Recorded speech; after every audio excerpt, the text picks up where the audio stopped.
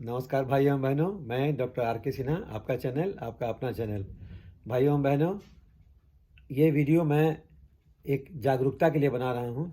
छोटे बच्चे खास करके जो 1 या 1.5 साल के होते हैं, उन पर निगाह रखना कितना ज़रूरी है माँ बाप का या घर के बड़े सदस्य लोगों का, इससे संबंधित एक वीडियो है ये।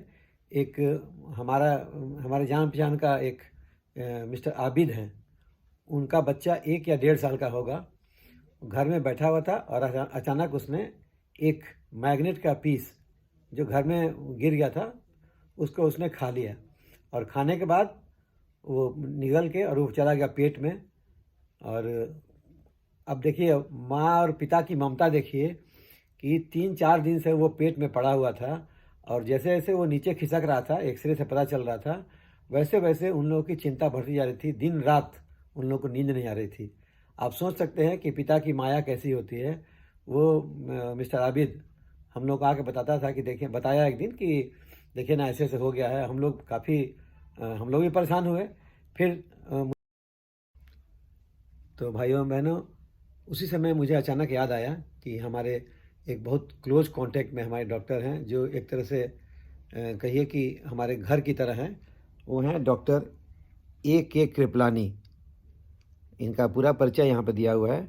हमारे लिए तो वो ये डॉक्टर एक भगवान से लिखे ही हैं, क्योंकि उन्होंने मेरा ऑपरेशन भी किया है, हमारे ब्रदर इन लॉ का, और हमारी मदर इन लॉ, और हमारे घर के और कई लोगों का ऑपरेशन किया है, और बहुत सक्सेसफुल ऑपरेशन किया है। वैसे भी ये वर्ल्ड फेम डॉक्टर हैं और बहुत ही अच्छे डॉक्टर हैं। तो मुझे अचानक उन्हीं की याद आई, भगवान की तरह उनकी याद आई, और वो हैं ही भगवान शरीक है।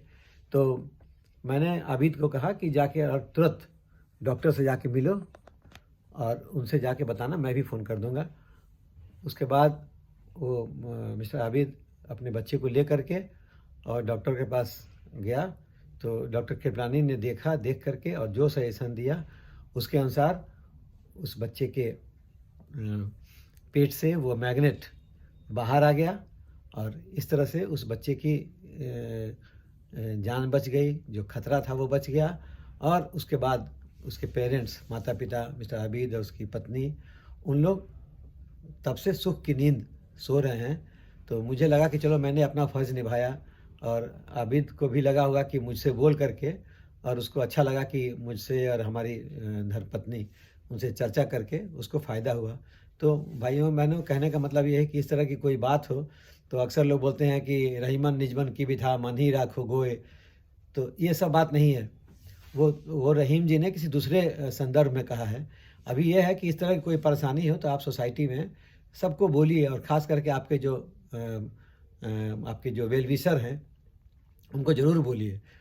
उस आबिद ने आकर के हम लोगों को बताया, हमारी पत्नी को बताया, और जब हम लोगों ने सुना तो डॉक्टर कृपलानी को मैंने बताया, और डॉक्टर कृपलानी ने आगे बढ़ के उनको बुला करके और बिना किसी अपॉइंटमेंट के आउट ऑफ टर्न उनको देख करके सजेशन दिया, और उसके अनुसार वो उस बच्चे का मैग्नेट निकल गया। और पैसे के नाम पर तो कुछ लगभग ज़ीरो खर्च हुआ, कुछ खर्च भी नहीं हुआ। ये कितनी अच्छी बात है, और कि भगवान सरीखे डॉक्टर साहब ने आ करके और सहायता की आगे बढ़ करके।